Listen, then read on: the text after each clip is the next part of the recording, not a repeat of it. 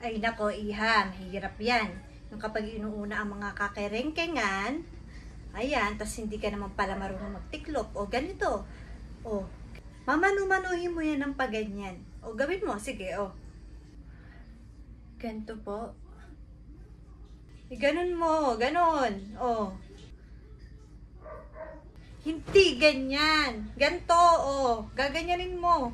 Ay, siya ka. Nag-asa-asawa ka, tapos hindi ka marunong magtiklop? Ano ba yan? O. O, kadali. O, gayaan. O, gawin mo. Gawin mo ngayon. Ay, pasensya na po, ma. Ay, siya, Diyos ko. Diyos ko na may yan.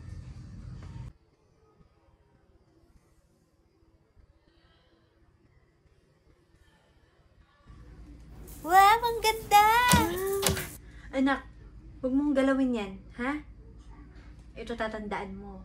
Lahat ng makikita mong gamit dito, huwag mong hahawakan, ha? Gamit ko pwede, pero pag gamit ng lola mo, wag, okay? Okay? Opo. Sige na. Maglaro ka na dun.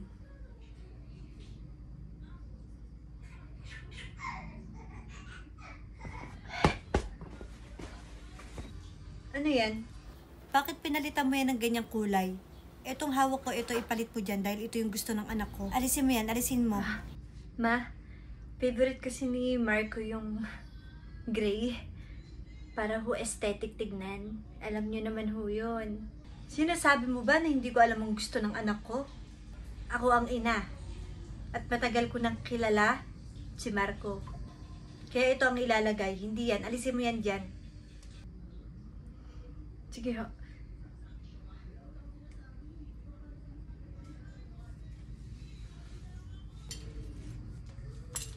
Oh, isa pa yan. Ano yan?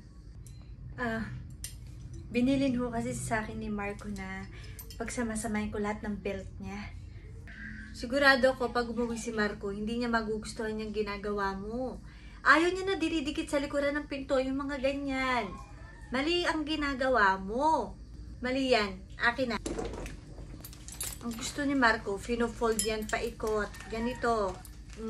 Naiintindihan ko na wala ka pa talaga masyadong alam sa pag-aasawa at sa pagiging asawa. O ituturo ko sa'yo, ganyan. Iikot mo yan. Kaysa yung ginagawa mo, ang badoy-badoy, ilalagay mo sa likod ng pintuan. Pero ma, ako na bahala. Ikaw bahala? Hindi. Kailangan mo ko dahil mali-mali ang ginagawa mo. Hay nako, iha, pasalamat ka, hindi yan nakikita ng anak ko, kundi baka nagsising pinakasalan ka nun. O siya, ako'y uuna na.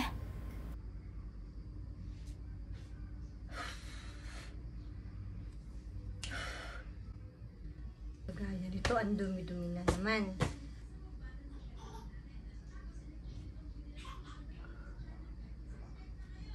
Bakit ang dami na bago dito? Ma, bakit ho yung ibang gamit ni Marco nasa kabilang kwarto? Lilipat ko ang mga gamit ni Marco sa kabilang kwarto kasi nga, masyadong madaming gamit dun sa pinaglipatan mo. Alam mo naman ang anak ko, ayaw na sa maraming gamit. Aesthetic masyado yun. Kagaya nito, dumumi na. Dapat ito, nakalagay ito sa plastic cover. Hindi dapat nakaganito. Kaya man lang nilagay mo man lang sa cabinet. Pero ma, hindi ko naman ho lahat yun ililipat sa kwarto kung hindi sinabi ni Marco. May agreement ho kaming mag-asawa. Iha, biyanan mo ako.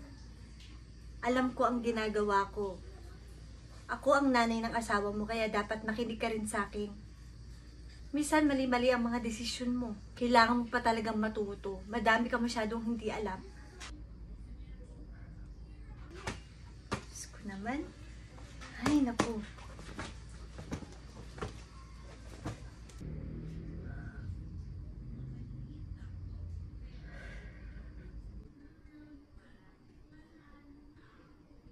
Huwag kang di ba't sinasagang mo ito? Ha? Ha? Bakit yung sinasaktan niyo anak ko? Anak, halika dito.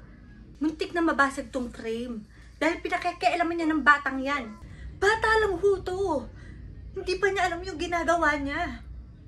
Pwede niyo naman pagsabihan eh.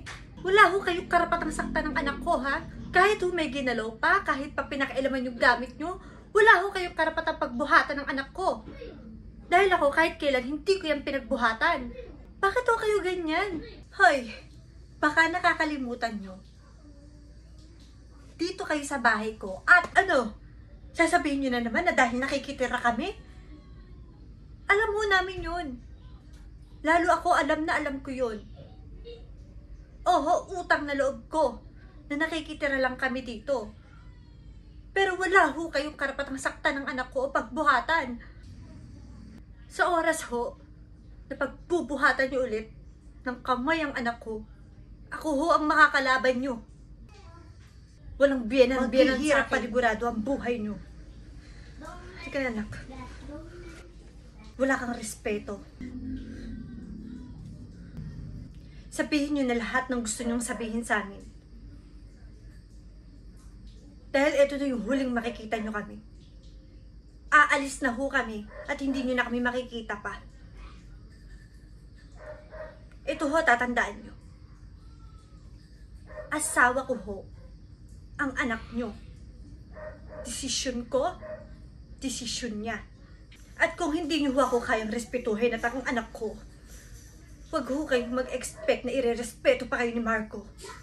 Mabait ho ako sa babait. Pero sa mga hindi ako kayang respetuhin at ang pamilya ko, hindi ho ako pumapayag. Na kinakayan-kayanan lang ho kami. Hindi lang ho ang isang katulad nyo